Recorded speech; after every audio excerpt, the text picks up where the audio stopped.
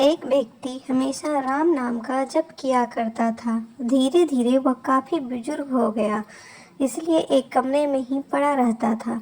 जब भी उसे शौच, स्नान आदि के लिए जाना होता था तो वह अपने बेटों को आवाज लगाता था और बेटे ले जाते थे। धीरे धीरे कुछ दिन बाद बेटे कई बार आवाज लगाने के बाद कभी कभी आते और देर रात तो कभी आते भी नहीं। इस दौरान वे कभी कभी गंदे बिस्तर पर ही बिता दिया करते थे। अब और बुढ़ापा होने के कारण उन्हें कम दिखाई देने लगा था।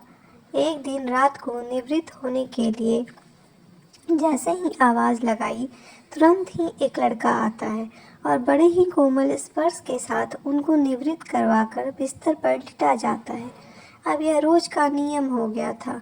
एक रात उनको शक हो जाता है कि पहले तो रात में बेटे को कई बार आवाज लगाने पर भी नहीं आते थे, लेकिन ये तो आवाज लगाते ही दूसरे क्षण आ जाता है और बड़े ही कोमल स्पर्श के साथ निवृत्त करवा देता है।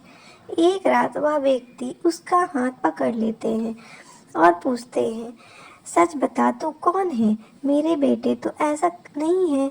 तभी अंधेरे कमरे में एक अलौकिक उजाला हुआ और उस लड़के रूपी ईश्वर ने अपना वास्तविक रूप दिखाया।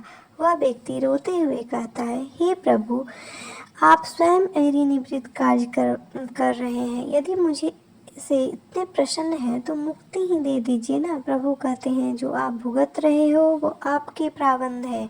आप मेरे सच्चे साधक हैं, हर समय मेरा नाम जप करते हैं, इसलिए मैं आपके प्रारब्ध भी सच्ची साधना के कारण स्वयं कटवा रहा हूँ। व्यक्ति कहता है कि क्या मेरे प्रारब्ध आपकी कृपा से भी बड़े हैं? क्या आपकी कृपा मेरे प्रारब्ध नहीं काट सकती? प्रभु कहते हैं कि मेरी कृपा सर्वोपरि है, यह अवश्य ही आपके प्रारब्ध काट सकती है, लेकिन फिर अगले जन्म में ये प्रारब्ध भुगतने फिर से आना होगा। यही कर्म नियम है, इसलिए आपके प्रारब्ध मैं स्वयं अपने हाथ से कटवाकर इस जन्म मरण से मुक्ति देना चाहता हूँ।